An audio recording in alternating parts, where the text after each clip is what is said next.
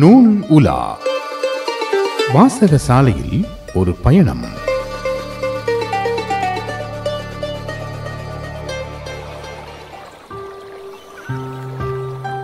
எழுத்தாளனாய் நீங்கள் செய்ய வேண்டியது என்னவென்றால், நீங்கள் என்ன உணர்கிறீர்களோ அதை எழுதுவதுதான். முதலில் உங்கள் உணர்வுகளை பகுப்பாய்வு செய்யுங்கள். பின்னர் அந்த உணர்வுகளை விரிவாக்குங்கள். எழுத்தாளனாய் நீங்கள் செய்ய வேண்டியது என்னவென்றால், நீங்கள் என்ன உணர்கிறீர்களோ அதை எழுதுவதுதான். முதலில் உங்கள் உணர்வுகளை பகுப்பாய்வு செய்யுங்கள். பின்னர் அந்த உணர்வுகளை விரிவாக்குங்கள். லீ சைல்ட், பிரிட்டிஷ் எழுத்தாளர். நேர்களுக்கு அஸ்ஸலாமு அலைக்கும் வரஹ்மத்துல்லாஹி வபரகாத்துஹு. நேர்களே, மற்றும் ஒரு நூல் உலாவில் உங்கள் அனைவரையும் சந்திப்பதில் பெருமகிழ்ச்சி. நூல் உலாவில் முதலாவது அம்சமாக வருவது என்னை கவர்ந்த நூல். தன்னை கவர்ந்த ஒரு நூலை பற்றி எழுதி அனுப்பியிருக்கின்ற நேயர் இஸ்ஸத் சாபிகா லியாவுதீன் கணேத்தென்ன ஹிங்குல கணேத்தென்ன இஸ்ஸத் சாபிகா லியாவுதீனின் இந்த ஆக்கத்திற்கு குரல் வழங்கியிருக்கின்றார் கலேவல சஸ்னா மூசின். என்னை கவர்ந்த நூல். நூல் ஒரு தீபம் தீயாகிறது. நூல் ஆசிரியர் கழுத்துறை ஜனீரா காலிதீன். ஜனீரா காலிதீனின் ஒரு தீபம் தீயாகிறது என்ற புத்தகத்தை வாசித்தேன். அதை பற்றி பகிர நினைக்கின்றேன். பெண் என்பவள் நெருப்பை போன்றவள். அவள் வீட்டுக்கு ஒளி கொடுப்பதும் வீட்டை பற்றியிருப்பதும் அவளை நடத்தும் முறையில்தான் தங்கியுள்ளது. இவள் கதை கேட்டு உள்ளம் உருகியது. கண்கள் கலங்கின.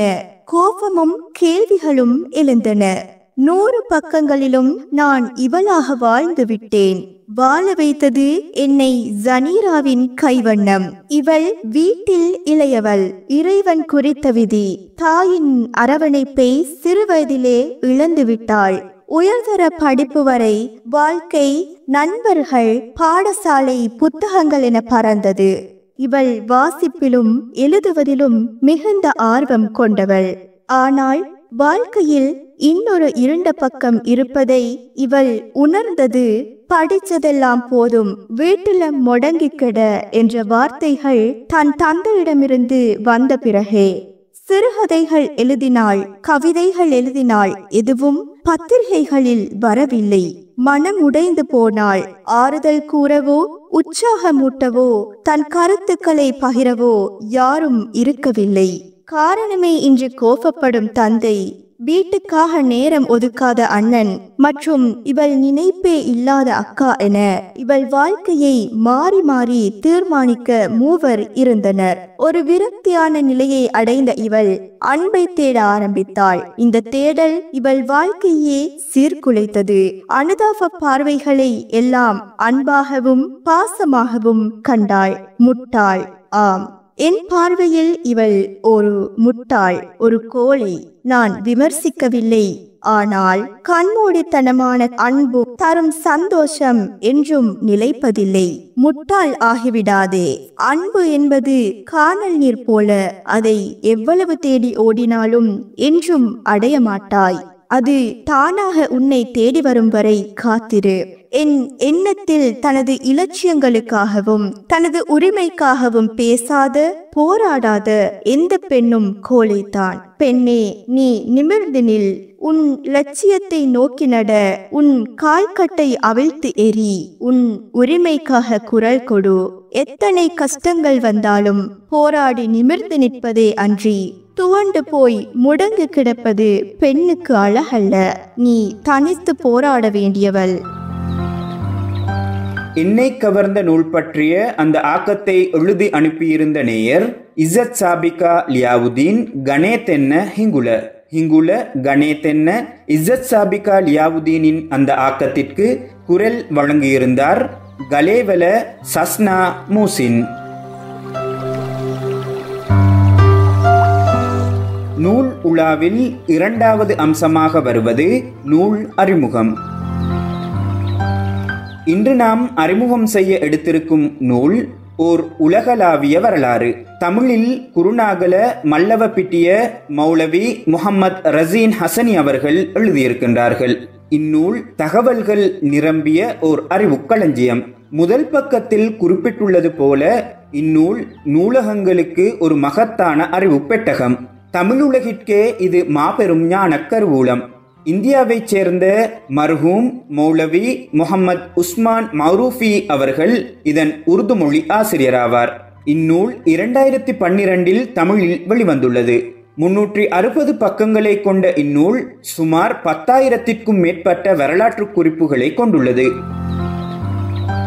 மூல நூலாசிரியர் மர்ஹூம் மௌலவி முஹம்மத் உஸ்மான் மௌரூஃபி அவர்கள் 1996 வழங்கிய குறிப்பில் மற்றோரிடத்திலிருந்து எடுத்து குறிப்பது மட்டுமே சரித்திரவியலாளரின் பணியாகும். அனுமானங்கள் மற்றும் மதிப்பீடுகளுக்கும் வரலாற்றுக்கும் சம்பந்தமில்லை. நான் எனது குறிப்பேட்டில் சில வரலாற்று செய்திகளை எழுதி வைத்திருந்தேன்.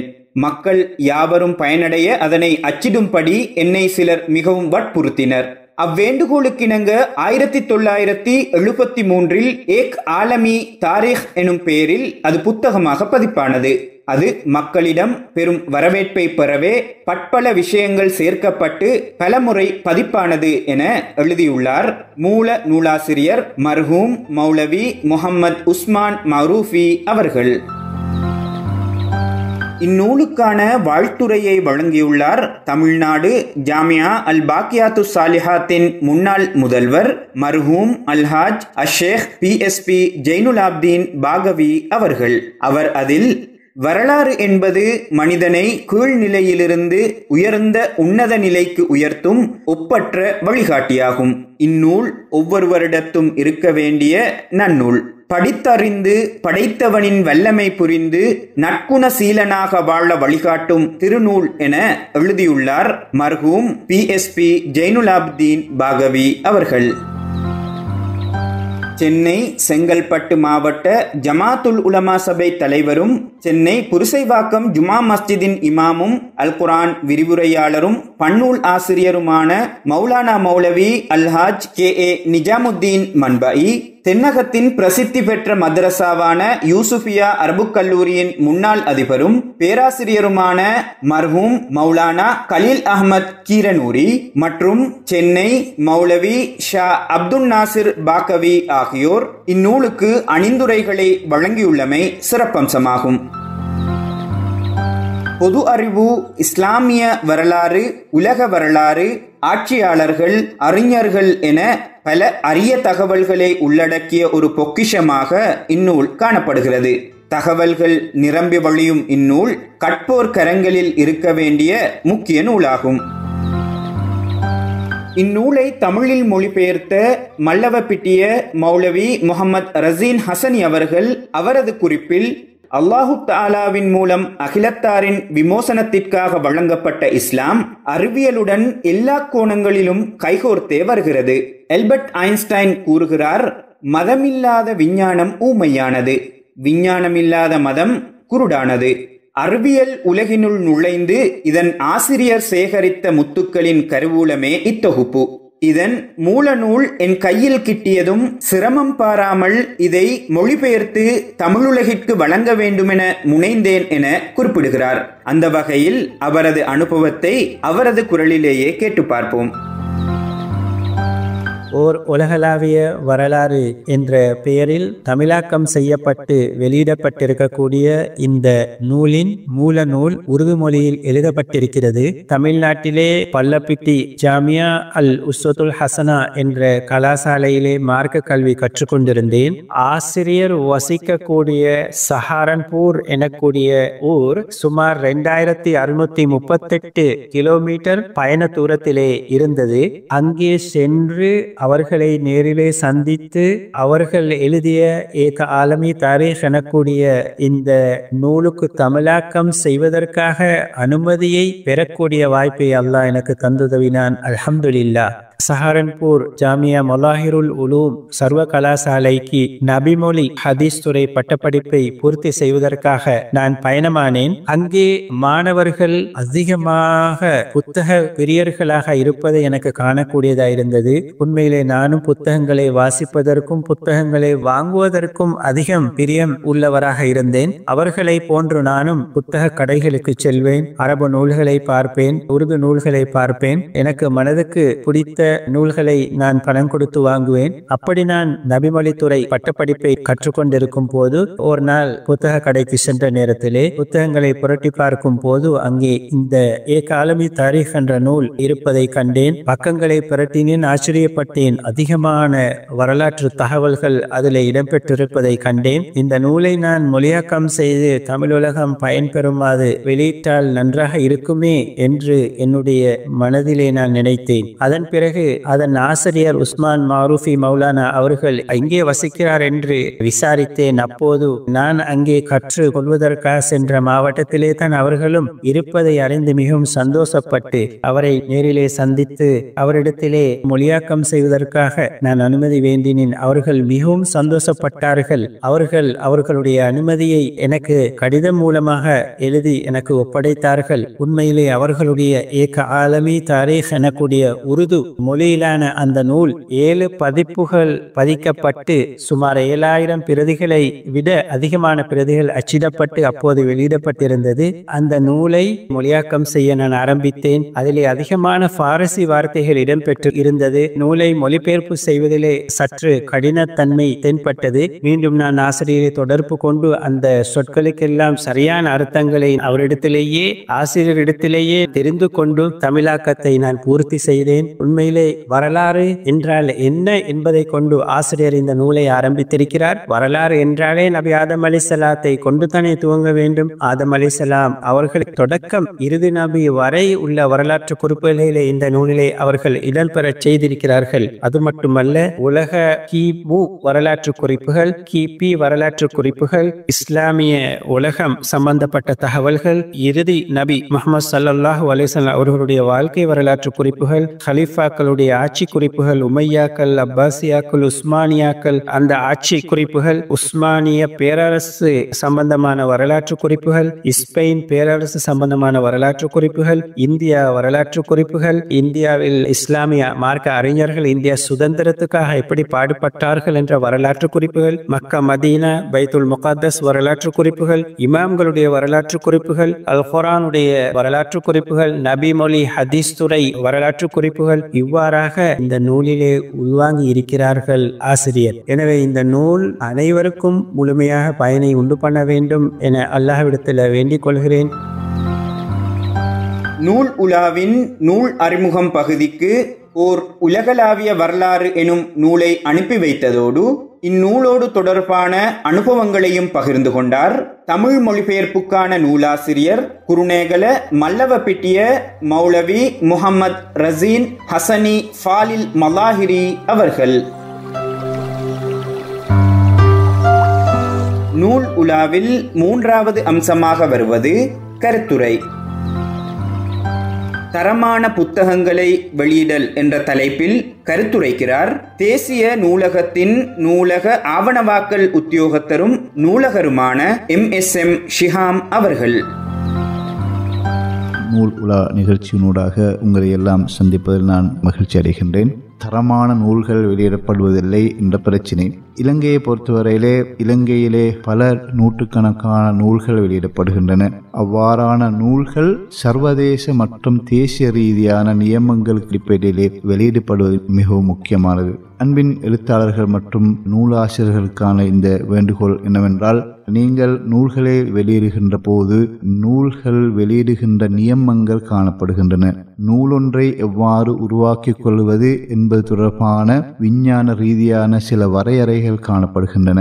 இவ்வாறான வரையறைகளை நீங்கள் பின்பற்றிக் கொள்ள வேண்டும். இவ்வாறு நீங்கள் நூல்கள் வெளியிடுகின்ற சந்தர்ப்பங்களிலே உங்களது நூல் தேசிய ரீதியாக அல்லது சர்வதேச ரீதியான ஒரு விருதுக்காக சிபார்சு செய்யப்படுகின்ற போது இவ்வாறான நியமங்கள் கட்டாயமாக பின்பற்றப்படுவதை அவர்கள் எதிர்பார்க்கின்றார்கள். ஆகவே உங்கள் நூல்களை நீங்கள் வெளியிடுகின்ற போது நூல் ஒன்று எவ்வாறு வெளியிடப்பட வேண்டும் என்பது தொடர்பான நியமங்களை நீங்கள் பின்பற்றிக் கொள்ள வேண்டும். அவ்வாறான நியமங்கள் தொடர்பாக ஒரு நிகழ்ச்சியிலே கலந்துரையாடக்கூடிய விடயம் அல்ல, அது மிகவும் பெருத்த ஒரு விடயம். அதனை நாங்கள் வேறொரு சந்தர்ப்பத்திலே கலந்துரையாடலாம். நான் இங்கு உங்கள் நூல்களை ஒரு நியம அடிப்படையிலே அமைத்துக் கொள்வது தொடர்பாக ஒரு விடயங்களை மாத்திரம் குறிப்பிடுகின்றேன். அதிலே முதலாவது விடயம் ISBN என்ற இலக்கத்தை பெற்றுக்கொள்வது. ISBN என்பது இன்டர்நேஷனல் ஸ்டாண்டர்ட் புக் நம்பர் என்பதாகும். இது சர்வதேச ரீதியாக ஒரு நூலுக்காக வழங்கப்படுகின்ற தராதரப்படுத்தப்பட்ட ஒரு இலக்கம். சர்வதேச தராதர நூல் இலக்கம் என்று இதனை குறிப்பிடுவார்கள். இந்த இலக்கமானது குறித்த ஒரு ஆசிரியரின் குறித்த ஒரு நூலுக்கு சர்வதேச ரீதியாக வழங்கப்படுகின்ற தனித்துவமான ஒரு இலக்கம். இவ்வாறான ஒரு இலக்கத்தை பெற்றுக்கொள்கின்ற போது அந்த நூலுக்கு சர்வதேச ரீதியாக ஒரு இலக்கம் பெற்றுக்கொள்கின்றீர்கள். இந்த இலக்கமானது உங்கள் நூலுக்கு ஒரு தனித்துவத்தை பெற்றுக் கொடுக்கின்றது. உங்களுக்கு தெரியும், இலங்கையில் கூட கடந்த காலங்களிலே பல நூல்களின் திருட்டுகள் இடம்பெற்றிருக்கின்றன. இவ்வாறான சந்தர்ப்பங்களிலே இவ்வாறான தனித்துவமான ஒரு இலக்கம் உங்களுக்கு பெருமதியாக அமையும். இந்த இலக்கத்தை பொறுத்தவரையிலே இதிலே நூல் வெளியீட்டாளர்களுக்கான ஒரு தனித்துவமான ஐடென்டிபிகேஷன் நம்பர் காணப்படுகின்றது. அதே போல நூல்களின் எண்ணிக்கை, ஒரு வெளியீட்டாளர்களால் வெளியிடப்பட்ட நூல்களின் எண்ணிக்கைக்கான ஒரு தனித்துவமான இலக்கம் காணப்படுகின்றது.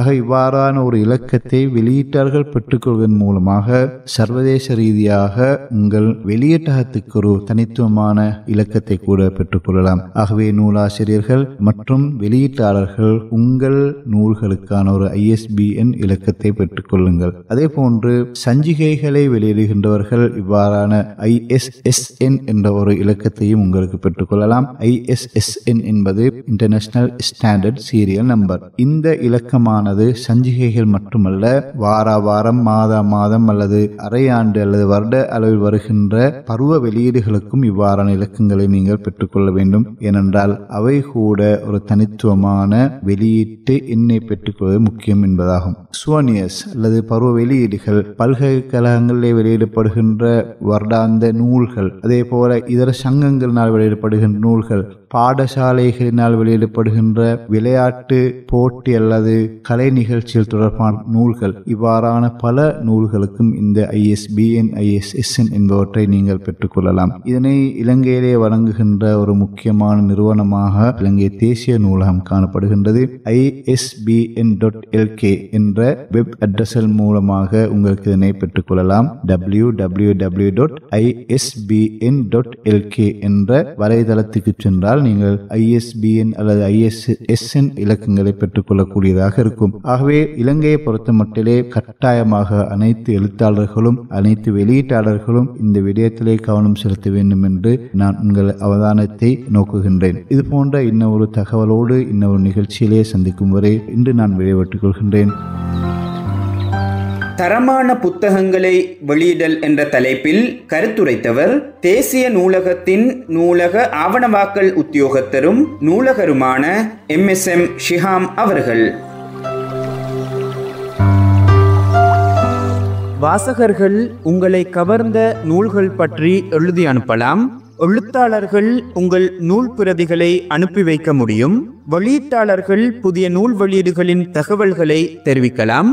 அனுப்ப வேண்டிய முகவரி: நூல் உலா, தயாரிப்பாளர் முஸ்லிம் சேவை, இலங்கை ஒலிபரப்பு கூட்டுத்தாபனம், தபால் பெட்டி இலக்கம் 574, கொழும்பு 7. மின்னஞ்சல் முகவரி slbcmuslimservice@gmail.com. சரிநேர்களே, இன்ஷா அல்லாஹ் மற்றும் ஒரு நூல் உலா நிகழ்ச்சியில் உங்கள் அனைவரையும் சந்திப்போம். அதுவரை அஸ்ஸலாமு அலைக்கும் வரஹ்மத்துல்லாஹி வபரகாத்துஹு. வாசகசாலையில் ஒரு பயணம். நூல் உலா கேட்டீர்கள். நிகழ்ச்சி தயாரிப்பு இஸ்பஹான் ஷாஃப்தீன்.